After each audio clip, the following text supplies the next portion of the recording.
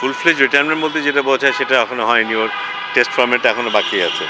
আম, আহ, আমাদের তো ডেফিনেটলি আমাদের ইচ্ছা সবসময় এই ধরনের খেলোয়াড় বা এই ধরনের কেন যে কোনো খেলোয়াড়কে কেউ যদি রিটায়ারমেন্টে যায় তাকে সেভাবেই সম্মান দেয়া, রিকগনাইজ করা, রিকগনিশন দেয়া, সেই ইচ্ছা ডেফিনেটলি আছে। 2027-এর মধ্যে যে ওরা থাকতে পারছেন এটা নিজেরা উপলব্ধি করে এবং ওরা নিজেরা এগিয়ে এসে আমাদেরকে সে কথাটাই বলেছে কিন্তু যে 2027-এর যেই পরিকল্পনা সেখানে নতুনদেরকে জায়গা করে দেওয়ার ব্যাপারে সেখানেও তাদের যে দায়বদ্ধতার ব্যাপার আছে, এখানে যে দায়িত্ববোধের ব্যাপার আছে সেটার পরিচয় তারা দিয়েছে কিন্তু।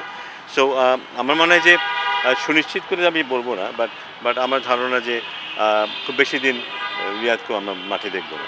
ক্রিকেটার সোশ্যাল মিডিয়াতে একটা স্ট্যাটাস দিয়ে অবসর নিল, ওয়ানডে ক্রিকেটটা ছেড়ে দিল, এটাকে আপনি কীভাবে দেখছেন এবং ওর ক্যারিয়ার নিয়ে যদি কিছু বলার থাকে আপনার? মানে একেবারে যে সোশ্যাল মিডিয়াতে স্ট্যাটাস দিয়েছিল তা না, তার আগেও আমাদের সাথে কথা বলেছে।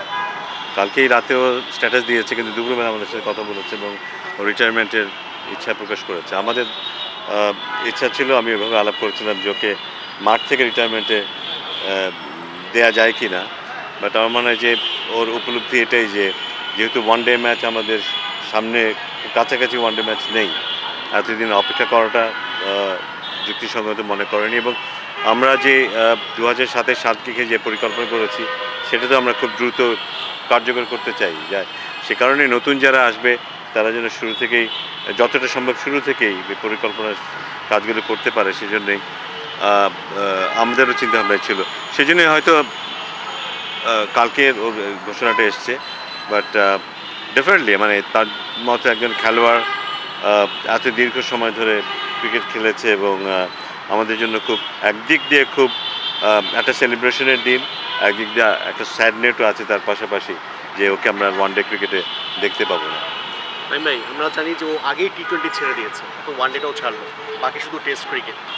সামনে জিম্বাবুয়ের সাথে টেস্ট সিরিজ আছে, সামনে আরও হয়তো বা টেস্ট ম্যাচগুলো আছে, সিরিজ আছে।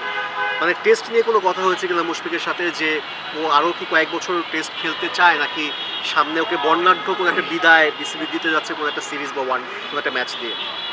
আমার ধারণা টেস্ট ক্রিকেটের কথা যদি বলি, মুশফিক এখনও আমাদের খুব কি একজন খেলোয়াড় টেস্ট ক্রিকেটে, একজন সলিড একজন ব্যাটসম্যান।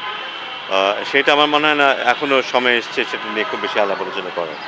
ওর ফিটনেসের ব্যাপারটাও নিশ্চয়ই নিশ্চিত করে সবসময় যে ফিটনেসের ব্যাপারে যেন ওকে অ্যাটলিস্ট কোনো সমালোচনার মুখোমুখি হতে না হয়।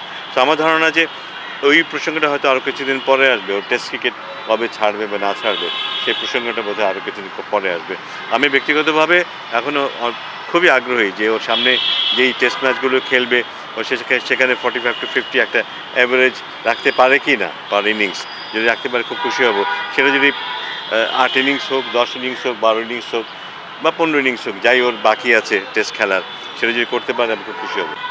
এবং পাশাপাশি আরেকটা নাম উঠে আসছে আপনাদের, মাহমুদুল্লাহর কথা যদি বলতে হয়, তিনিও টেস্ট খেলছেন না, টি-20 ছেড়ে দিয়েছেন, এখন শুধু ওয়ানডে ফর্মেটে খেলছেন। তার সাথে কোনো আলোচনা হয়েছে কি না যে সে কতদিন পর্যন্ত আরও খেলবে? যেহেতু 2027 আপনাদের একটা পরিকল্পনা আছে ওয়ার্ল্ড কাপে, তাকে কি আমরা যেটা একটা শুনছি যে পাকিস্তানের সাথে হোম সিরিজ যেটা হোম সয়েলে হবে, সেখান থেকে তাকে বিদায় জানানো, এরকম কোনো কিছু কথাবার্তা তার সাথে হয়েছে কিনা? কিছু আলোচনা হয়েছে, বাট এখনও কংক্রিট কোনো আলোচনা হয়নি, মানে একটা কংক্রিট জায়গায় এসে পৌঁছেনি আমরা।